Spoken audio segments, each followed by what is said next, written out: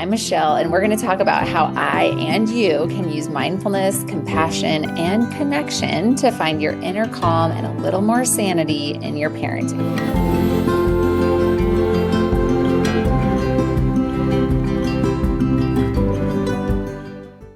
Hi, I'm Michelle. Today we're talking about a calm, connected parenting path for your new year. A fresh start, setting intentions for a calmer, more connected year. So let's get started. If you haven't signed up already, January 22nd, I'm doing a live free webinar, 4 steps to building the calm, connected home you long for.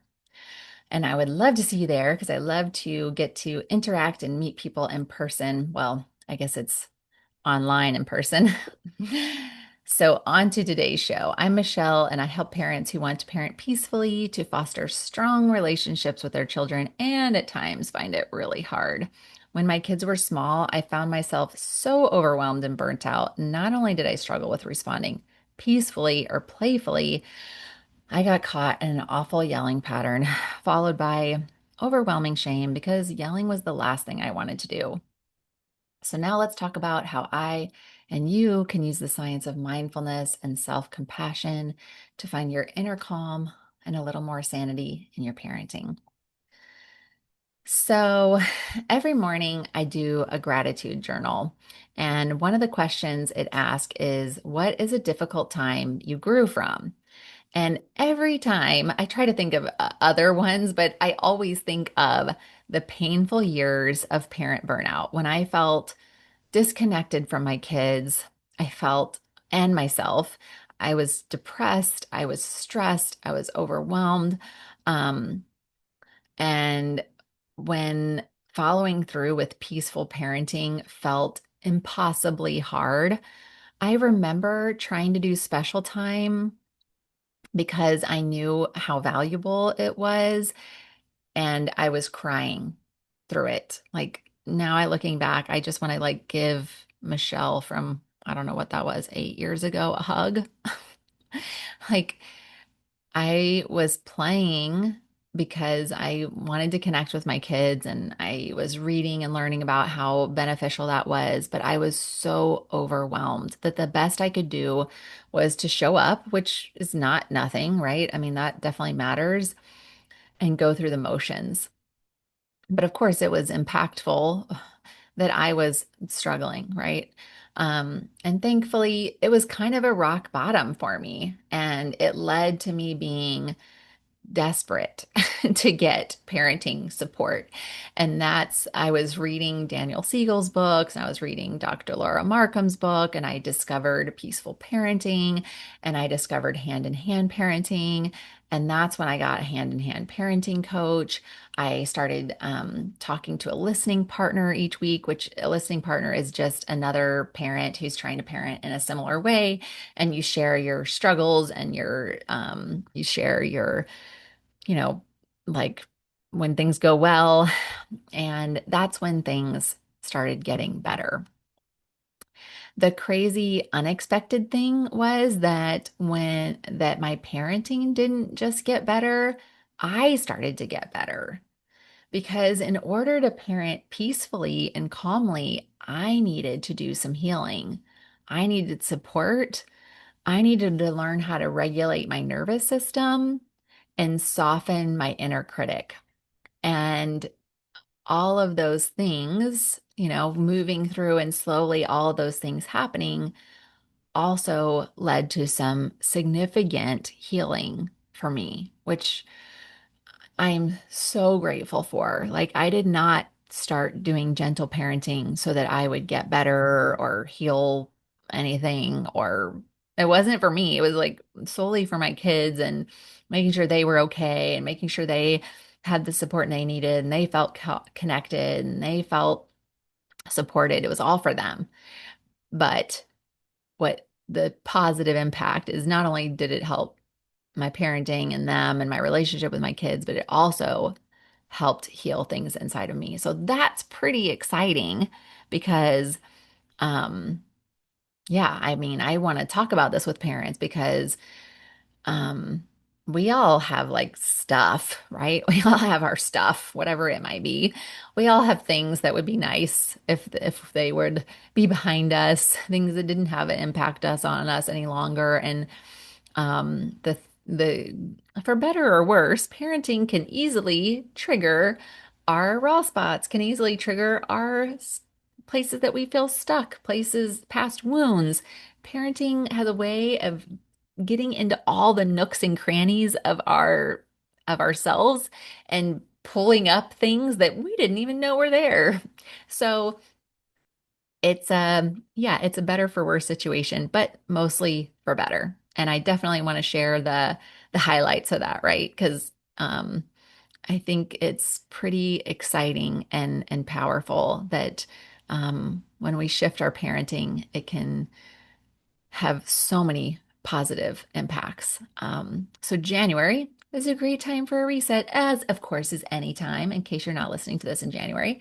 So I want to like give you three reset ideas. One of them is journaling. And journaling is a great way to offload stress, to write out what's happening in your parenting and in life where you feel stuck, where things are going well and not so well. Um, so I think, having a routine is great. So I like to wake up in the mornings before my kids wake up and have a little bit of time to have coffee and like just think and sit. And oftentimes I journal during that time. I also do a gratitude journal because it's easy to get stuck in, I don't know about for you all, but for me, it's easy to get stuck in all the things that aren't going well and all the things that could be better. And it's harder to remember all the things that are going well and things that have gotten better. And so, the gratitude journal can be a great way to have that be part of the picture as well. Another reset idea is sprinkling play into your days. And as I mentioned earlier, there was a time when I tried to do special time in a very kind of rigid, structured way. In part because I still think it's a great idea if you can do it, if it's manageable to have special time regularly, maybe daily or every other day, and it's structured where you set a timer and your kiddo knows what to expect and you kind of have boundaries around it. And I personally found it nearly impossible to do. And I tried so hard, so hard.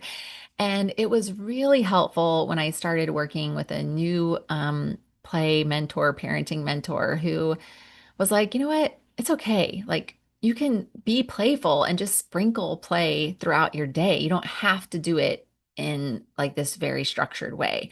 That can be great for some parents, but if it doesn't work for you, it's okay. It took a long time, not going to lie to you, to let go of that idea because when I hear something and I think it's a good idea, I feel like I have to do it and I should be doing it. And if I'm not, I'm failing. So maybe some of you can relate, but it has been a relief to let go of that have to and should, and to still keep play and that wanting to connect with my kids in a playful way as a goal, as a something that's important to me, as something that I come back to. So sprinkling play throughout your day is what I mean is like keep it quick, keep it easy, try one play idea a day or whenever you remember to do it.